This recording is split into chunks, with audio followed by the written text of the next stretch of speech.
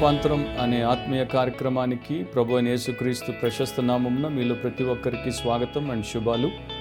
ఈరోజు మనము దేవుడి వాక్యమును ధ్యానిస్తుండగా మీరందరూ కూడా భయంతో, భక్తితో, ఆసక్తితో విని మేలు పొందుతారని ఆశిస్తున్నాను. మత్తయి సువార్త 4వ అధ్యాయము 25వ వచనము, 5వ అధ్యాయము 1వ వచనం మీ బైబిల్లో గమనించండి. Matthew chapter 4:25 and Matthew 5:1. గలిలయ, దెకపొలి, యెరూషలేము, యూదయను ప్రదేశముల నుండి, యోర్దానునకు అవతల నుండి బహుజన సమూహములు ఆయనను వెంబడించెను. ఆయన ఆ జన సమూహములను చూచి కొండ ఎక్కి కూర్చుండగా ఆయన శిష్యులు ఆయన యొద్దకు వచ్చిరి. ప్రార్థనలో ఏకీభవించండి. పరిశుద్ధుడు అయిన మా తండ్రి, మీ నామానికి కృతజ్ఞతాస్తుతి చెల్లిస్తున్నాం. మీ వాక్యము పరిశుద్ధ సంబంధమైన సత్యములను మాకు నేర్పించుటకు మీరు కృప చూపినందుకు మీకు స్తోత్రం. మీ వాక్యము ద్వారా మాకు కనువిప్పు కలిగించండి. మేమందరము కూడా నిజ రక్షణ అనుభవంతో యేసుక్రీస్తుని ఘనపరచు స్థితిలో క్షేమాభివృద్ధి పొందుటకు సహాయం చేయమని యేసు పరిశుద్ధ నామమును అడిగి ప్రార్థిస్తున్నాం తండ్రి. ఆమెన్. ఈరోజు మన కార్యక్రమంలో మన యొక్క అంశం ఏంటంటే క్రైస్ట్లెస్ క్రౌడ్స్ అంటే క్రీస్తు లేని జనం. క్రీస్తు లేని జనం. మీరు ఎప్పుడైనా బైబిల్ని, ముఖ్యంగా నూతన నిబంధనని చదివినప్పుడు దాంట్లో బహుజన సమూహములు, లేకపోతే ఇంగ్లీష్లో మల్టిట్యూడ్స్ అని, మోడర్న్ వర్షన్లో క్రౌడ్స్ అని చదివే ఉంటారు. అట్లా చాలా వచనాలు మనకి రాయబడ్డాయి. ఈ రోజున వాటిలో నుండి కొన్నింటిని తీసుకొని మీకు ఒక గొప్ప సత్యం చెప్పాలని దేవుడి చేత ప్రేరేపించబడ్డాను. ఆల్రెడీ మనం మత్తయి సువార్త 4వ అధ్యాయం 25వ వచనం, 5వ అధ్యాయం 1వ వచనం చదివాం. మరొకసారి నేను చదువుతాను, దాని తర్వాత ఇంకొన్ని వచనాలు చదువుతాను. దాంట్లో ఏమి రాయబడిందో మనము తెలుసుకోవడం అండ్ దాన్ని దృష్టించడం చాలా ముఖ్యం. గలిలయ, దెకపొలి, యెరూషలేము, యూదయను ప్రదేశముల నుండి, యోర్దానునకు అవతల నుండి బహుజన సమూహములు ఆయనను వెంబడించారు. సో అక్కడ ఉన్న కొన్ని ప్రాంతాల నుండి ప్రజలు వచ్చి ఆయన్ని వెంబడించారు. ఆయన ఆ జన సమూహములను చూచి కొండ ఎక్కి కూర్చుండగా అని తర్వాత 5లో చదువుతున్నాం. అలాగే మార్కు సువార్త 3వ అధ్యాయము 7వ వచనాన్ని చూస్తే, యేసు తన శిష్యులతో కూడా సముద్రము నొద్దకు వెళ్ళగా గలిలయ నుండి వచ్చిన గొప్ప జన సమూహము ఆయనను వెంబడించును. సో ఈ 3 వచనాల్లో మనం చూసింది ఏంటి? గొప్ప జన సమూహము, బహుజన సమూహము ఆయన్ని వెంబడించారు, అంటే ఆయన వెంట పోయారు. మత్తయి సువార్త 13వ అధ్యాయం 2వ వచనాన్ని గమనిస్తే, బహుజన సమూహములు తన యొద్దకు కూడి వచ్చినందున ఆయన దోణి ఎక్కి కూర్చుండెను. లూకా 8:4లో బహుజన సమూహము కూడి ప్రతి పట్టణము నుండి ఆయన యొద్దకు వచ్చుచుండగా. సో ప్రతి పట్టణం నుండి మనుషులు బయలుదేరి ఆయన దగ్గరకు వచ్చి ఆయన చుట్టూ కూడుకుంటున్నారు. They were gathering around him, following him. ఆయన వెంబడిస్తున్నారు. ఆయన పోతున్నారు, లేకపోతే ఆయన చోటుంటే అక్కడ వారు వచ్చి కూడుకుంటున్నారు. కొండ మీద కావచ్చు, లేకపోతే సముద్ర పొడ్డున కావచ్చు, లేకపోతే అరణ్యంలో కావచ్చు. దాని తర్వాత మార్కు సువార్త 9:25లో జనులు గుంపు కూడి తన యొద్దకు పరిగెత్తుకొని వచ్చుట యేసు చూచి. ఇప్పుడు జనాలు పరిగెత్తుకొని వస్తున్నారు. అలాగే లూకా సువార్త 8:41 అక్కడికి ఎందుకు పరిగెత్తుకుని వచ్చారంటే ఆయన చేసే స్వస్థతలు చూడడానికి పరిగెత్తుకుని వచ్చారు. లూకా 8:41లో ఆయన వెళ్ళుచుండగా జన సమూహములు ఆయన మీద పడుచుండిరి. అంటే జనం ఎంత క్రిక్కిసిపోయారున్నారంటే వారు ఒకరినొకరు తొక్కుకునే పరిస్థితికి వచ్చి ఆయన మీద కూడా పడుతున్నారు. దాని తర్వాత లూకా 12:1లో అంతలో ఒకరినొకడు త్రొక్కుకున్నట్లు వేల కొలది జనులు కూడినప్పుడు ఆయన తన శిష్యులతో అని అక్కడ రాయబడింది. సో వేల కొలది బహుజన సమూహాలు, గొప్ప జన సమూహాలు, లెక్కబెట్టలేనంత మంది వీళ్ళు యేసుప్రభు చుట్టూ ఆయన్ని వెంబడించి ఆయన చేసినటువంటి స్వస్థతలను చూడడానికి పరిగెత్తుకుంటూ వచ్చి ఆయన బోధలు కూర్చొని విని 3 దినాలు విని తర్వాత ఆయన పెట్టిన భోజనం తినిపోయినటువంటి జనం. క్రౌడ్ అనేటువంటి ఆంగ్ల పదం, మల్టిట్యూడ్ అనే ఆంగ్ల పదం గ్రీక్లో ఓక్లాస్ అనేటువంటి పదం. దాని యొక్క సామాన్య అర్థం ఏంటంటే ఒక జన గుంపు, అంటే జనములతో కూడి వచ్చినటువంటి ఒక గుంపు. ఒకప్పుడు దీన్ని ఒక సమూహానికి లేకపోతే ఒక సైన్యానికి, ఒక దండుకు ఉద్దేశించి వాడేటువంటి వారు. చాలామంది ఒక చోట ఒక విషయం కొరకు కూడుకున్నప్పుడు, గుంపు కట్టినప్పుడు దాన్ని క్రౌడ్ అనేవారు, మల్టిట్యూడ్ అనేవారు. ప్లేటో అనేటువంటి ఫిలాసఫర్ దీని గురించి ఏమంటాడంటే, సర్వసాధారణంగా గుంపు, జన సమూహము నాయకుడు లేకుండా, చుక్కాని లేకుండా, ఆలోచించి తీర్మానించేటువంటి శక్తి లేకుండా ఉంటుంది అంటాడు. సో ఈ గుంపులకి నాయకుడు ఉండడు అండ్ చుక్కాని ఉండదు, అంటే ఏ దిశలో ఎట్లా పోవాలో తెలియదు. తర్వాత వారికి సరైన తీర్పు విచక్షణ కలిగి తీర్పు తీర్చేటువంటి శక్తి ఉండదు. న్యూ టెస్టమెంట్లో దాదాపు 174 సార్లు ఆక్లాస్ అనేటువంటి పదం వివిధ రకాలుగా వాడబడింది. దాంట్లో మరి ఎన్నిసార్లు జనాలను గురించి దేవుడు రాయించాడు, ఆయన చెప్పే సత్యాలు మనం తెలుసుకోవడం ఎంత ముఖ్యమో అర్థమవుతుంది. యోహాను సువార్త 6వ అధ్యాయానికి వస్తే 2వ వచనంలో ఇట్లా ఉంటుంది, రోగుల ఎడల ఆయన చేసిన సూచక క్రియలను చూచి బహుజనులు ఆయనను వెంబడించిరి. సో యేసు ప్రభువును మనుషులు ఎందుకు వెంబడించారో ఇక్కడ ఒక కారణం చెప్పాడు. యోహాను సువార్త 6వ అధ్యాయం 26వ వచనంలో, యేసు మీరు సూచనలను చూచట వలన కాదు కానీ రొట్టెలు భుజించి తృప్తి పొందుట వలననే నన్ను వెతుకుచున్నారని మీతో నిశ్చయముగా చెప్పుచున్నాను అని ఆయన దగ్గరకు వచ్చినటువంటి జనాలతో అంటాడు. ఇక యోహాను సువార్త 6వ అధ్యాయం 15వ వచనంలో, రాజుగా చేయుటకు వారు వచ్చి తన్ను బలవంతముగా పట్టుకొనబోచున్నారని యేసు ఎరిగి మరలా కొండకు ఒంటరిగా వెళ్ళెను. సో యేసు ప్రభు దగ్గరికి మనుషులు ఎందుకు వచ్చారంటే క్యూరియాసిటీని బట్టి, కుతూహలాన్ని బట్టి, స్పిరిచువాలిటీని బట్టి కాదు, ఆత్మీయత కొరకు కాదు. ఆయన దగ్గరికి మనుషులు రావడానికి గల కొన్ని కారణాలు ఏంటంటే, 1 రోగులను స్వస్థపరుస్తున్నాడని, 2 రొట్టెలను చేపలను పంచుతున్నాడని, 3 రాజుగా చేసుకుంటే మాకు మేలు చేస్తాడని. సో ఈ ప్రకారం రకరకాల కారణాల చేత ఆయన దగ్గరికి వచ్చిన వారే అత్యధికులు, ఎక్కువ. కానీ యేసు రక్షకుడు, పాపులను వారి పాపము నుండి ఆయనే రక్షించుటకు దిగివచ్చిన దేవుని కుమారుడు, నరావతారి అని సత్యమును గ్రహించి ఆయన దగ్గరికి వచ్చి రక్షించబడినటువంటి వారు బహు కొద్దిమంది.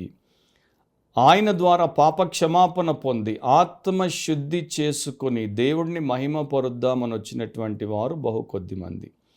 మీరు యోహాను సువార్త 6వ అధ్యాయం చదవండి, అక్కడ ఆయన వారిని కూర్చోబెట్టి భోజనం పెడతాడు. 5,000 మంది పురుషులకి, తర్వాత స్త్రీలకి, పిల్లలకి. వారు తిన్నాక మరి వారు రొట్టెల కొరకు ప్రాకులాడుతున్నారని గుర్తించినప్పుడు వారితో చెప్తాడు, క్షయమైన ఆహారం కొరకు పాటుపడొద్దు, అక్షయమైన ఆహారం కొరకు పాటుపడండి. పరలోకం నుండి దిగొచ్చినటువంటి నిజమైన జీవాహారము నేనే. ఆ సందర్భంలో ఆయన చేసినటువంటి బోధ, సత్యబోధ వారిలో కొంతమందికి కఠినమైన బోధగా అనిపించింది. యోహాను 6:60లో ఆయన శిష్యుల్లో అనేకులు ఈ మాట విని, ఇది కఠినమైన మాట, ఇది ఎవడు వినగలని చెప్పుకొండ్రి. యోహాను 6:66లో అప్పటి నుండి ఆయన శిష్యులలో అనేకులు వెనుక తీసి మరి ఎన్నడూ ఆయనను వెంబడింపలేదు. సో ఇక్కడ మనం గమనించేది ఏంటంటే, వేల మంది బహుజన సమూహాలు యేసు ప్రభు వెంట వెళ్ళారు, ఆయన చుట్టూ మూగారు, ఆయన మీద పడబోయారు, ఆయన దగ్గరకు వచ్చిన వారిని తొక్కబోయారు, నానా రకాల రభస అంతా జరిగింది ఆ రద్దీలో. కానీ వారిలో రక్షించబడినటువంటి వారు, రూపాంతరం చెందినటువంటి వారు మాత్రం చాలా తక్కువ. అండ్ ఈ రోజున క్రైస్తవ లోకాన్ని మీరు తీసుకుంటే, పెద్ద మీటింగ్ని మీరు తీసుకుంటే, పెద్ద చర్చిని మీరు తీసుకుంటే, ఎక్కడైతే విస్తృతమైన జన సమూహం ఉంటుందో, గుంపు పెద్దగా ఉంటుందో, అక్కడ ఇదే ప్రజలు ఉన్నారు. 2000 సంవత్సరాల తర్వాత కూడా ప్రజా మనస్తత్వంలో పెద్ద మార్పు లేదు. ఈ ఆక్లాసే అక్కడ కూడా గ్యాదర్ అవుతున్నాయి. అండ్ వీళ్ళు అక్కడికి ఎందుకు వస్తున్నారంటే, అక్కడికి వారికి నచ్చినటువంటిది ఏదో ఉంది కనుక ఇస్తున్నారు కనుక వస్తున్నారు. కొంతమంది ఎంటర్టైన్మెంట్ కొరకు, వినోదం కొరకు వస్తారు. కొంతమంది ఇమోషనల్ సాటిస్ఫాక్షన్ కొరకు, వారిలో ఉన్నటువంటి దుఃఖాన్ని, లేకపోతే వారికి ఉన్నటువంటి మానసిక అవసరాన్ని ఓదార్చుకోవడం ద్వారా, లేకపోతే ఉపశమనం పొందడం ద్వారా, ఆదరణ పొందడం ద్వారా, మరో రకమైనటువంటి కారణం ద్వారా, మిగతా వాళ్ళకి అక్కడ ఉన్నటువంటి మరి ఉద్రేకపూరితమైనటువంటి అంశములు, అది సంగీతం కావచ్చు, కార్యక్రమాలు కావచ్చు, బోధలు కావచ్చు, ఇవన్నీ కూడా ఏం చూపిస్తున్నాయంటే, ఆ స్థలాల్లో ఉన్నటువంటి గుంపులకు అది రక్షకుడి దగ్గరికి వచ్చేటువంటి అంశములుగా లేవు, వారికి మాత్రం ఉపయోగపడేటువంటి అంశములుగా ఉన్నాయి. క్రౌడ్ బిహేవియర్ అంటే జన సమూహం యొక్క ప్రవర్తన. దాని గురించి మీరు ఎప్పుడైనా చదివారో లేదో నాకు తెలియదు, కానీ రకరకాలుగా ఉంటుంది. జన సమూహాలు మరి కూడుకున్నప్పుడు, ఎక్కువ మంది కలిసి వచ్చినప్పుడు, వారు ఒక మూమెంట్, ఒక ఉద్యమాన్ని ప్రారంభించడానికి రావచ్చు, ఒక ప్రదర్శనని వీక్షించడానికి రావచ్చు, లేకపోతే ఒక ప్రొటెస్ట్, ఒక మరి ప్రతిఘటన చేయడానికి రావచ్చు, వ్యతిరేకత చూపడానికి రావచ్చు, వారి పిటిషన్, వారి యొక్క విన్నపాన్ని తెలియజేసుకోవడానికి రావచ్చు, వారి అభిప్రాయం, వారి ఒపీనియన్ని తెలియజేయడానికి రావచ్చు, సహాయం పొందడానికి రావచ్చు.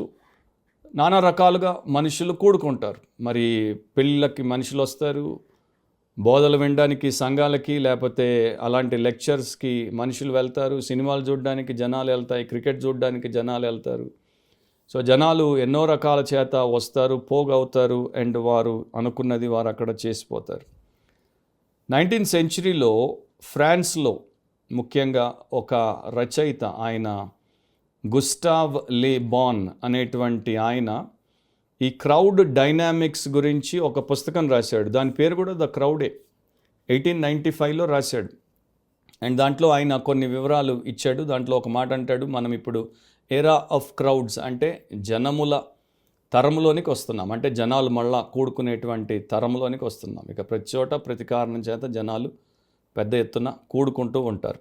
సో దాంట్లో గుస్టావ్ లే బాన్ చెప్పేది ఏంటంటే, పెద్ద ఎత్తున జనము కూడుకున్నప్పుడు ఒకరి ద్వారా ఒకరికి కలిగేటువంటి వేడి, ఒకరి ద్వారా ఒకరికి కలిగేటువంటి ఉద్రేకం, ఒకరి ద్వారా ఒకరికి కలిగేటువంటి ఆ యొక్క ఉత్తేజం వారి వ్యక్తిత్వంలో ఉన్నటువంటి తేడాలను అది కప్పేస్తుంది, లేక మసక బారేటట్టు చేస్తుంది. సో ఆ టైంలో వారు ఒక్కొక్కరుగా ఆలోచించరు, గుంపుగా ఆలోచిస్తారు, అండ్ అందరూ కలిసి ఒక పని చేయబోతారు. అది మంచి పని అవ్వచ్చు, వీరోచితమైన పని అవ్వచ్చు, లేకపోతే అది చెడు పని అవ్వచ్చు, నాశనకరమైనటువంటి పని, హింసాత్మకమైనటువంటి పని అవ్వచ్చు. సో ఇట్లా పెద్ద క్రౌడ్ గ్యాదర్ అయిన తర్వాత ఆ క్రౌడ్కు ఉన్నటువంటి ఒక బలహీనత ఏంటంటే, వారు ఒక ట్రాన్స్లోనికి, అంటే ఒక మత్తు స్థితిలోనికి, అందరూ ఒకే స్థితిలోనికి వెళ్ళిపోయే ప్రమాదం ఉంది. హిప్నాటిజం తెలుసు కదా, ఒకరు కూర్చోబెట్టి ఒకరికి హిప్నటైజ్ చేస్తే వారు వారి వశంలోనికి వెళ్ళిపోతారు. అట్లా వెళ్ళిపోయే ప్రమాదం ఉంది.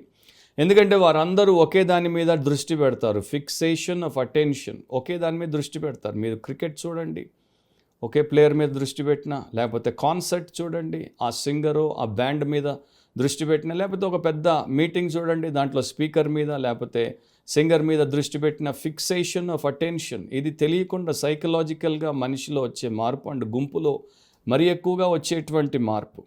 సో ఇది జరిగినప్పుడు అవతల నుండి స్ట్రాంగ్ సజెషన్ వస్తుందన్నమాట. బలమైనటువంటి ఒక సలహా అవతల నుండి ఇస్తారు, నానా రకాలుగా ఇస్తారు, తెలివితో ఇస్తారు, మనుషులు గుర్తించకుండా ఇస్తారు. అది ఆట ద్వారా ఇవ్వచ్చు, సంగీతం ద్వారా ఇవ్వచ్చు, ప్రసంగం ద్వారా ఇవ్వచ్చు, లేకపోతే మరో రకంగా ఇవ్వచ్చు. అప్పుడు వారిలో ఉన్నటువంటి మానసిక స్థితిని వారు గుర్తించకుండా భావోద్రేకానికి గురై అందరూ ఒకే ప్రవాహంలాగా ముందుకు కొట్టుకుపోతారు. సో ఇక్కడ మనము గమనించేది ఏంటంటే, మనుషులు గుంపు కట్టినప్పుడు వారిని చాలా ఈజీగా మనము హ్యాండిల్ చేయొచ్చు, మేనేజ్ చేయొచ్చు, ఎదుట ఒక క్యారిస్మాటిక్ నాయకుడు ఉంటే. ఈ పద్ధతి ప్రకారం తీసుకుంటే ప్రస్తుతం చాలా చోట్ల ప్రపంచవ్యాప్తంగా క్రిస్టియానిటీ పేరట జరిగేటువంటిది దేవుని ఆత్మ మూలంగా పిలువబడి దేవుని ఆత్మకార్యం జరుగుతున్నటువంటి గుంపులు కావు. అక్కడ ఉన్నటువంటి క్యారిస్మాటిక్ లీడర్సో బ్యాండో మ్యూజికో వారిని ఆ ప్రకారం తీసుకొని వారిని ఆ యొక్క మార్గంలో ప్రవాహంలాగా ముందుకు తీసుకెళ్తున్నారు. ఈయన రాసిన పుస్తకం తర్వాత ఫ్రెంచ్ థియరిస్ట్ ఇంకొక ఆయన ఉన్నాడు, ఆయన పేరు గ్యాబ్రియల్ టార్డే. ఆయన ఇంకో పుస్తకం రాశాడు. ఆయన చెప్పినటువంటి సింపుల్ ఒక పారాగ్రాఫ్, ఆయన మాసెస్ మీద, మాస్ కల్చర్ మీద స్టడీ చేశాడు. అంటే జన సమూహాల మీద అండ్ వారికి ఉండేటువంటి సాంప్రదాయం మీద. మీరు ఈ పదాలు వినే ఉంటారు, మాస్ హిస్టీరియా అని. మాస్ హిస్టీరియా అంటే విస్తృతమైన జన సందోహము పిచ్చిగా ప్రవర్తించడం, పిచ్చి కేకయ్యడం, పిచ్చిగా దూకడం, పిచ్చి గంతులు వేయడం అండ్ పిచ్చి పనులు చేయడం. ముఖ్యంగా రాజకీయాల్లో లేకపోతే ఈ క్రీడల్లో ఇట్లాంటి వారు చేస్తుంటారు. కొన్నిసార్లు సాకర్లో వారి టీము గెలవకపోతే పిచ్చి గంతులేసి స్టేడియం అంతా తొక్కేసి మనుషుల్ని తొక్కి చంపిన సందర్భాలు కూడా ఉన్నాయి. దీన్ని మాస్ హిస్టీరియా అంటారు. వారి హీరోని చంపేస్తే సినిమాలో బోర్న థియేటర్లోనే ఏడ్చేస్తుంటారు డైలాగ్ వినపడకుండా. ఇది మాస్ హిస్టీరియా అంటారు. సో ఇది యథార్థంగా మనం చూసే విషయం. సో ఈయనేమంటాడు టార్డే, ఒక అకాంప్లిష్డ్ లీడర్ ఉంటే, అంటే ఒక బలమైనటువంటి నాయకుడిగా గుర్తింపబడిన వ్యక్తి ఉంటే అతడు ఈ యొక్క సిస్టమ్ యొక్క ఇంజన్ అంతటిని నడిపించగలడు. అంటే ఈ యొక్క మాసెస్ని, ఈ యొక్క జన సమూహానికి వెనక నడిపించే ఇంజిన్ ఏదైతే ఉందో దాన్ని అతడు ఒక్కడు నడిపించగలడు. అంటే అతడు ఒక్కడు వీరిని ఎటంటే అటు తీసుకుపోగలడు. సో దాన్ని బట్టి మీరు చూడండి, రాక్ స్టార్స్ కావచ్చు, ఫిల్మ్ స్టార్స్ కావచ్చు, స్పోర్ట్స్ స్టార్స్ కావచ్చు, లేకపోతే సెలబ్రిటీ క్రిస్టియన్ స్టార్స్ కావచ్చు, ఒక పెద్ద మెగా గుంపుని ఒకవైపుకి తీసుకుపోవడం పెద్ద కష్టం కాదని 19th సెంచరీలోనే 20th సెంచరీలోనే ఎప్పుడో రాసినటువంటి రీసెర్చ్ పేపర్స్, బుక్స్ మనకు చెప్తున్నాయి. సజెస్టబిలిటీ అంటారు. సజెస్టబిలిటీ అంటే దీన్ని ఆటో సజెషన్ అని కూడా అంటారు. ఒకటి మాటికి చెప్తున్నారు అనుకోండి. ఒక పెద్ద స్వస్థత కూడికలో ఇది రీసెర్చ్లో బయటపెట్టారు. అక్కడ 2 గంటల సేపు పాటలు పాడుతుంటారు, ఆరాధన, దేవుడు ఇక్కడ ఉన్నాడు స్వస్థపరుస్తున్నాడు, దేవుడు ఇక్కడ ఉన్నాడు స్వస్థపరుస్తున్నాడు, 2 గంటలు అవే చెప్తుంటారు. సో అక్కడ ఉన్న వాళ్ళందరికీ ఆటో సజెషన్ వెళ్ళిపోయిందనమాట. దేవుడు ఇక్కడ ఉన్నాడు స్వస్థపరుస్తున్నాడు, సో దేవుడు ఇక్కడ ఉన్నాడు నన్ను స్వస్థపరుస్తాడు. దాంట్లో వారు తెలుసుకున్నది ఏంటంటే, అక్కడికి వచ్చి స్వస్థత సాక్ష్యాలు చెప్పిన వాళ్ళందరూ ముందుగా ఏర్పాటు చేసుకున్న వాళ్ళు. నా అర్థము దేవుడు స్వస్థపరచడని కాదు, దేవుడు స్వస్థపరచగలడు. కానీ హైప్ క్రియేట్ చేసి ఈ ప్రకారం మోసపరిచేవారు ఎక్కువ మంది ఉన్నారు కనుక జాగ్రత్త. సో అక్కడ వారిని ఏర్పాటు చేసుకున్న వారిని స్వస్థపరిచాడు, కానీ మిగతా వారు కొందరు స్వస్థత పొందలేదు. ఎందుకంటే వారు ఆటో సజెషన్కి కూడా గురి కాకపోవడం చేత వారు దానికి బలైపోలేదు. ఇమిటేషన్, అనుకరిస్తారు. సో దీనివల్ల ఏమవుతుందంటే వారి యొక్క కాగ్నిటివ్ యూనిఫార్మిటీ అనేది, అంటే అందరికీ ఒకే రకమైనటువంటి మానసిక స్థితి, సామరస్య స్థితి అనేది కలుగుతుంది. అండ్ ఆ నాయకులకు వీరు లొంగిపోతారు. సో ఈ నాయకుడు లేక నాయకులు ఈ క్రౌడ్ యొక్క మైండ్ని, బిహేవియర్ని షేప్ చేస్తారు. అంటే ఈ గుంపు యొక్క మనస్సును అండ్ ప్రవర్తనను వారు రూపుదిద్దుతారు. End of coat. అది ప్రపంచంలో చూసేది. కానీ ఇక్కడ ఆ నాయకుల ద్వారా వీరెట్లా వశీకరణంలోనికి వెళ్ళిపోయి వారు చెప్పింది చేస్తారో, అదే ప్రకారం జనం కూడా నాయకులను వారి యొక్క చెప్పు చేతల్లోనికి తీసుకోవచ్చు. వశీకరణం ద్వారా నాయకులు కూడా జనము కావాల్సినట్టు చేయొచ్చు. తై అంటే తై, తా అంటే తా అన్నట్టు చేపించవచ్చు. అది మన ప్రభువులో కనపడదు. మీరు సువార్తల్లో చదవండి, యేసుక్రీస్తు ఎన్నడూ ఒక్కసారి ఒక్క క్షణానికి కూడా ఈ జనాలను చూసినప్పుడు మైమరవలేదు, మార్గం తప్పలేదు. యేసు ప్రభు అంత పెద్ద జనాల్ని చూసినప్పుడు, వారు చేసినటువంటి చేష్టలను చూసినప్పుడు ఎప్పుడూ ఆయన గాబరా పడలేదు, ఎప్పుడు ఆయన ఉత్తేజ భరితుడైపోలేదు, ఎక్సైట్ అయిపోలేదు. ఆయన ఎందుకు వచ్చాడో, ఆయన ఏమి చేయాలో అదే ఆయన చేసుకుంటూ పోయాడు, వారు వచ్చినా వారు రాకపోయినా. ఈ జన సమూహాలు ఆయనను మార్చలేదు, ఆయన మానసిక స్థితిని మార్చలేదు, ఆయన పరిచర్యను ప్రభావితము చేయలేదు, ఆయన బోధల్లో ఇంత కించిత్ మార్పు కూడా తీసుకొని రాలేదు. అయ్యో 10,000 మంది ఉన్నారు, 25,000 మంది ఉన్నారు, ఇప్పుడు నేను ఖచ్చితంగా దేవుడి రాజ్యం గురించి చెప్తే, వీరి పాపం గురించి చెప్తే వెళ్ళిపోతారేమో, మళ్ళీ రారేమో అనేటువంటి బాధ ఆయన కించిత్తా లేదు. ఇప్పుడున్న వాళ్ళకి చాలామందికి అది నిలువెత్తు ఉంది. అండ్ ఇక్కడ ఆయన ఏమి చేశాడు అనేది కూడా మీరు మెల్లగా చదివి చూసుకోండి. ఎందుకంటే నేను అన్నీ ఇప్పుడు చెప్పడానికి టైం సరిపోదు. మత్తయి 5లోనే మనం చూస్తే కొండ మీద ప్రసంగం చేశాడు. బహుజన సమూహాలు ఆయన దగ్గరికి వస్తే ఆయన కొండ మీద ప్రసంగం చేశాడు, చాలా పెద్ద ప్రసంగం చేశాడు. తర్వాత మత్తయి 9లో ఆయన వారిని చూసినప్పుడు కాపరి లేని గొర్రెల్లాగా చెదిరి విసికి ఉన్నారని కనికరపడ్డాడు, సహాయం చేశాడు. రోగులు వస్తే స్వస్థపరిచాడు. ఆహారం లేక వారు ఆయనతో 3 దినాలు ఉంటే వారు అలమటించి సొలిసి మరి అలిసి ఉన్నారు కనుక సోలి పడిపోతారు, స్పృహ తప్పిపోతారని చెప్పేసి వారికి ఆహారం పెట్టి పంపించాడు. సో ఈ ప్రకారం ప్రభు ఏమి చేయాలనుకున్నాడో అదే వారికి చేశాడు. వారి అవసరం నిజంగా ఏదైతే ఉందో అదే చేశాడు, కానీ వారు అడిగింది చేయలేదు. కొన్ని సందర్భాల్లో వారికి అందకుండా కూడా వెళ్ళిపోయాడు ఆయన. మీరు ఒకవేళ లూకాసు వార్త 4వ అధ్యాయం 42-43 వచనాలు చూస్తే, ఉదయం అయినప్పుడు ఆయన బయలుదేరి అరణ్య ప్రదేశమునకు వెళ్ళెను. జనసమూహము ఆయనను వెదుకుచు ఆయన యొద్దకు వచ్చి తమ్మును విడిచిపోకుండా ఆపగా, ఆయన నేనితర పట్టణముల్లోనూ దేవుని రాజ్య సువార్తను ప్రకటింపవలను, ఇందు నిమిత్తమే నేను పంపబడుతున్నానని వారితో చెప్పాను. సో ఇంత పెద్ద జనం వచ్చింది, నన్ను కోరుకుంటుంది కనుక నేను ఇక్కడే ఉంటాను, వీరికి కావాల్సింది చేసి పెడతాను అనుకోలేదు. దేవుడి చిత్తం చేయడానికి నేను వేరే పట్టణాలకు వెళ్ళాలి, అక్కడ కూడా దేవుడి రాజ్య సువార్తను ప్రకటించాలి.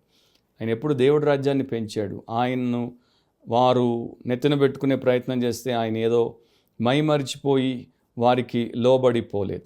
సో ఇప్పుడు ఆ లక్షణం చాలామందిలో మనకు కనిపించదు. ఫర్ ఎగ్జాంపుల్, పేరు వచ్చినటువంటి వారు, పెద్ద పెద్ద మరి సభలు సంఘాలు కలిగినటువంటి మెగా ప్రీచర్స్ పాస్టర్స్ అట్లా ఉన్నట్టు కనిపించరు.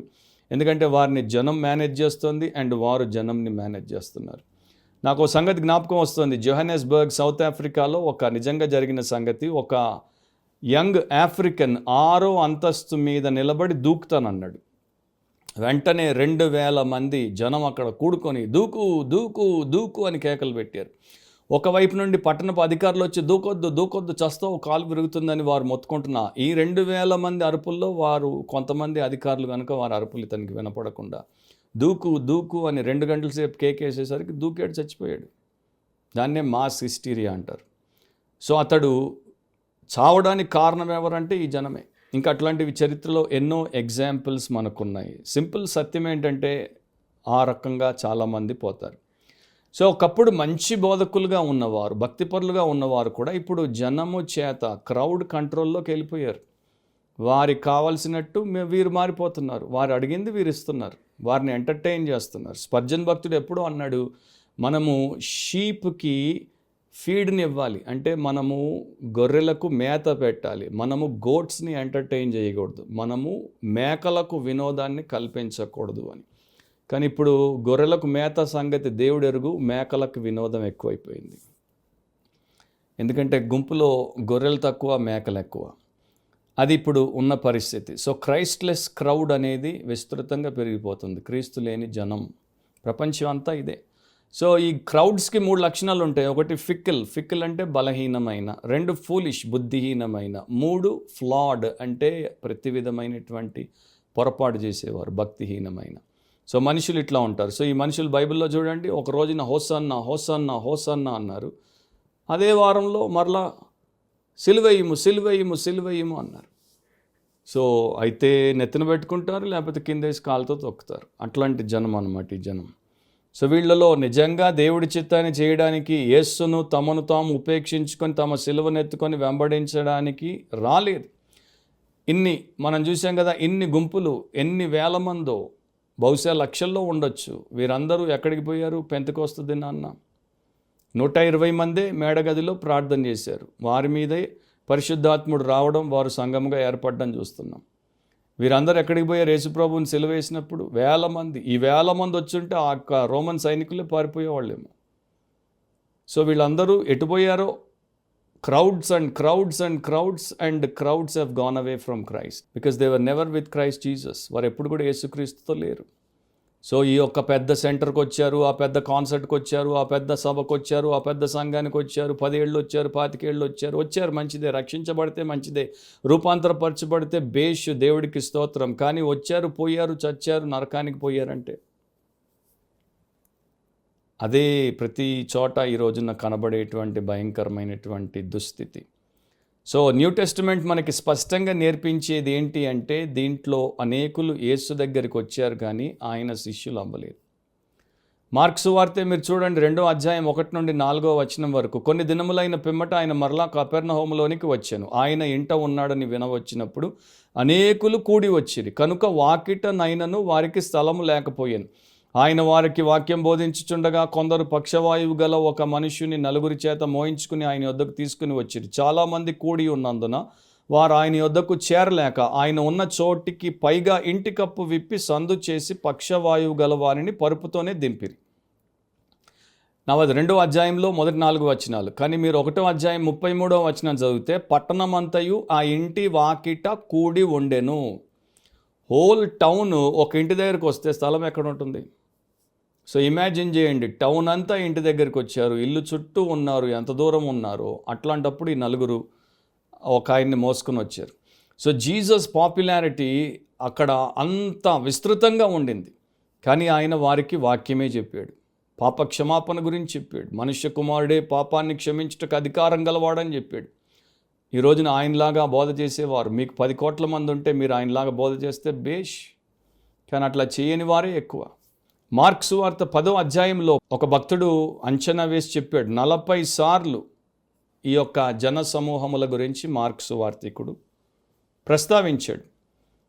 అండ్ ఈ 40 సార్లు యేసు బోధను విన్నట్టు, ఆయన కనికరాన్ని రుచి చూచినట్టు రాస్తాడు మార్కు సువార్తికుడు. కానీ వారు యేసు దగ్గరికి వచ్చి పశ్చాత్తాపడి యేసునందు విశ్వాసం ఉంచి మారు మనసు పొందినట్టు మాత్రం ఉండదు. మార్కు 1:15 మీరు చూస్తే, కాలం సంపూర్ణమై ఉన్నది, దేవుని రాజ్యం సమీపించి ఉన్నది, మారు మనసు పొంది సువార్త నమ్ముడని చెప్పుచు దేవుని సువార్తను ప్రకటించుచు గలిలయకు వచ్చింది.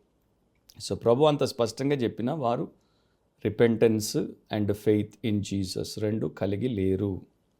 సో యేసు ప్రభుతోనే జనసమూహాలు అట్లా ఉంటే ఇక మనమెంత? అండ్ ఇక సువార్తే చెప్పినటువంటి, దేవుడి సంకల్పాన్నే బోధించినటువంటి సంఘాలు ఎంత, సభలు ఎంత? మనము ఎక్కువ కాలం మోసపోకూడదు, ఇతరులను మోసగించకూడదు. సో చాలామంది క్రౌడ్స్ ఏంటంటే వస్తారు, కూర్చుంటారు, పోతారు, అంతే. వారు దానికి మించి ఇంకేమీ చెయ్యరు. సో ప్రభు కూడా వారిని చూసినప్పుడు వీరు ఊరికే వస్తున్నారని గమనించాడు కనుక సత్యమును వారికి విశదీకరించి వివరంగా చెప్పేవాడు కాదు, ఉపమానాల్లో చెప్పేవాడు. తర్వాత ఇంట్లోకి వచ్చినప్పుడు శిష్యులకు అర్థం చెప్పేవాడు. మార్క్ 7:17 మీరు చూస్తే, ఆయన జనసమూహమును విడిచి ఇంటిలోనికి వచ్చినప్పుడు ఆయన శిష్యులు ఈ ఉపమానమును గూర్చి ఆయనను అడుగగా ఆయన అర్థం చెప్తాడు. సో గుంపులో ఉన్నాను, యేసు దగ్గర గుంపులో ఉంటే యేసు శిష్యుడిని అయిపోయినట్టు కాదు. గుంపుకి శిష్యులకి, జనసమూహానికి శిష్యులకు ఉన్న తేడా ఏంటంటే, గుంపు నిలబడి దిక్కులు చూసినట్టు అక్కడ జరిగే తంతు చూస్తుంది. శిష్యులు సమర్పించుకొని దేవుడి కొరకు పనిచేసే స్థితికి వస్తారు. దాని గురించి ఆ విత్తువాని ఉపమానంలో కూడా ప్రభు చెప్పాడు. కొంతమంది జస్ట్ అట్లా ఉత్తేజభరితులైపోయి కాసేపు వస్తారు, తర్వాత వారు అభ్యంతరపడతారు, వారు వేరు లేకుండా ఉన్నారు కనుక వారు అట్లాగే ఊడిపోతారని. సో ప్రియ సహోదరి సహోదరులారా, గుంపుల్లో ఒకవేళ మీరు కూడా ఉంటే, పెద్ద గుంపుతో మీరు కూడా వచ్చిపోతూ ఉంటే, మీరు రక్షించబడ్డారా? మీరు రక్షకుడైన యేసుక్రీస్తుతో అనుబంధాన్ని పెట్టుకుని అనుసరించి రూపాంతరపరచబడుతున్నారో చూసుకోండి. ఎందుకంటే నిత్య జీవానికి సంబంధించిన సంగతి. మీ జీవితం ప్రశస్తమైనది, విలువైనది. దాన్ని మీరు అలా పారేసుకోకూడదు. మీరు దేవుడి వైపు తిరగాలి, వాక్యం వైపు తిరగాలి, ఆత్మ వైపు తిరగాలి. ఆ ప్రకారం మీరు ఉంటే మీ జీవితం చాలా శ్రేష్టంగా ఉంటుంది.